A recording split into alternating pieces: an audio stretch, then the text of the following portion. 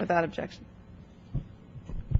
Thank you, Madam Speaker. This week, a delegation of Monroe County elected officials led by Mayor George Nugent will be traveling here to Washington, D.C., and in addition to meeting with members of Congress, the Monroe County delegation will also meet with senior officials at FEMA on the issue of downstairs enclosures. I've met with middle-class homeowners in the Keys who are unable to secure flood insurance because of their downstairs enclosures. These homeowners utilize this additional living space to house an elderly resident, a family member, or to provide affordable housing to others.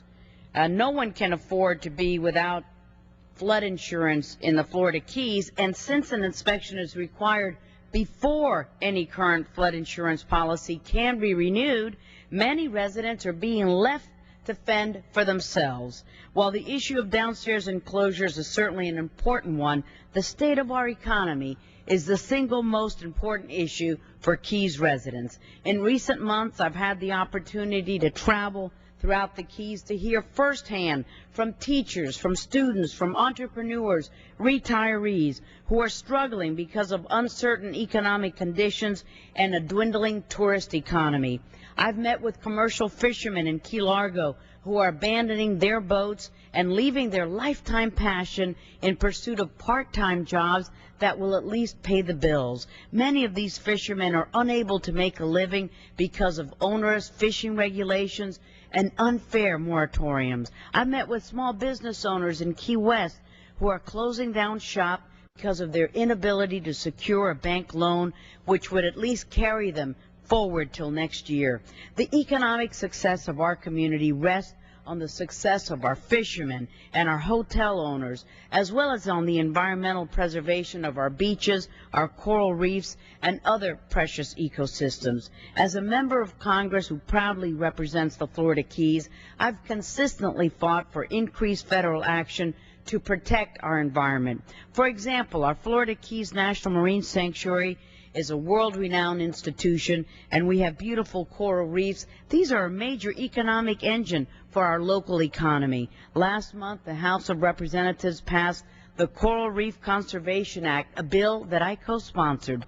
This bill increases federal oversight of coral reef monitoring and rehabilitation efforts, as well as promoting community-based conservation initiatives. In addition to conservation efforts, I'm working with my colleagues here in Congress to support the Aquarius Underwater Sea Lab, which is based in Key Largo. Aquarius is the only permanent underwater lab in the world, and its facilities are used in partnerships with NASA and the Navy to train astronauts, divers, and to develop cutting-edge technology. I've been in contact with officials at NOAA to voice my strong support for the continuation of this important program, Aquarius, which is of great benefit to the scientific community and to our local economy. During this time of economic uncertainty and volatile gas prices, it is more important now than ever that we reduce our dependency on foreign oil.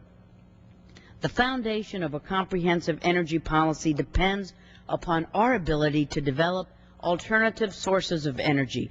In Congress, I have been a consistent advocate of green energy initiatives. I voted to raise national fuel economy standards for our automobiles and establish a federal renewable electricity standard.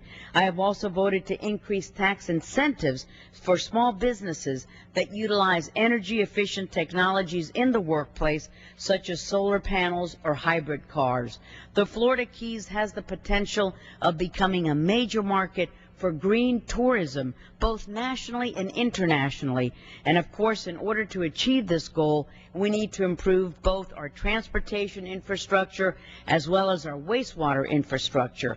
I'm proud to say that I've been a leader in securing millions in federal dollars for our roadways, our bus facilities, as well as for the Florida Keys wastewater project. Securing federal funds for the Florida Keys wastewater project is a top priority of mine in Congress because we have to protect our National Marine Sanctuary from further environmental damage. In the past year, I have secured more than $25 million toward this project. Later this week, the House of Representatives will vote on a Homeland Security Appropriations bill, which includes funding for a new emergency operations center which will serve all of Monroe County.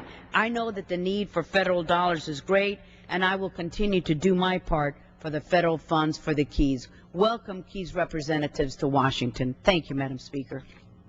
Mr. McHenry.